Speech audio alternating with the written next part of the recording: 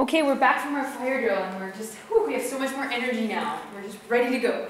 So before we left for our fire drill, I asked what would the difference be between a personal narrative and an autobiography.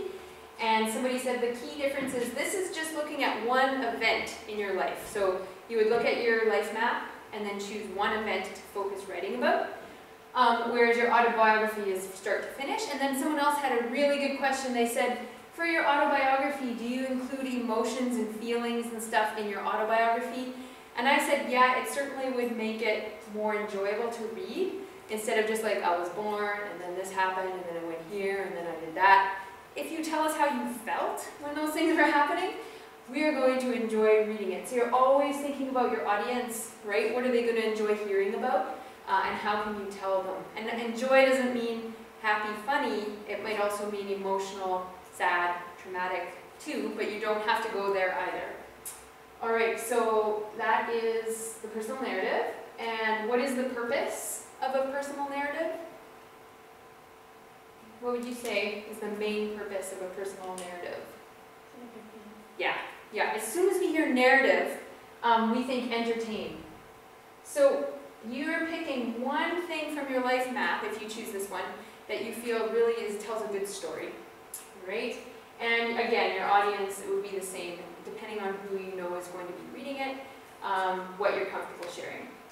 And the last one is a journal entries. This is another option for this assignment. What is a journal entry?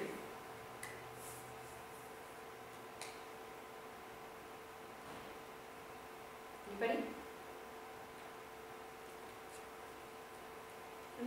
Take a look at your glossary. Can you give me a few hints about what a journal entry is?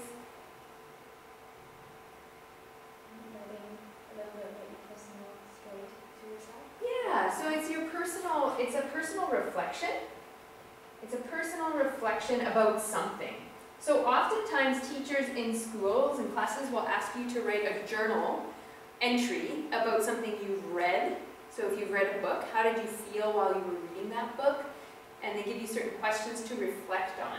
So for this, if you choose this assignment for this one, I would ask you to do a journal entry about how it felt to work on your life map, what you learned about yourself, was it a good experience for you, what did you choose to leave out and why, all those kinds of things. If you choose this one, I would give you questions to reflect on, and you would write a journal entry.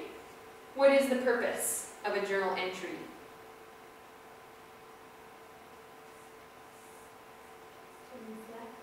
Yeah, to reflect. Yeah, so it's for the audience, you. So you can reflect on what you've learned and how you learned it. In this case though, you can also put in me, Jamie, in there because I'm going to read it, but no one else will read it. Unless you let me use it as an example in future years, which someone let me do. So you will read somebody's journal entry about a book that they read. In this case, for this assignment, if you choose that one, I would give you questions to guide your thinking about doing your life map. Okay? So those are our options, and now I'm going to include them in your package, but here in class I'm going to hand out descriptions and examples of each of these. There's no work to do on them, they're just to read, to remind yourself what each of these things are, and it will help you make an informed decision about what you want to focus on for this assignment.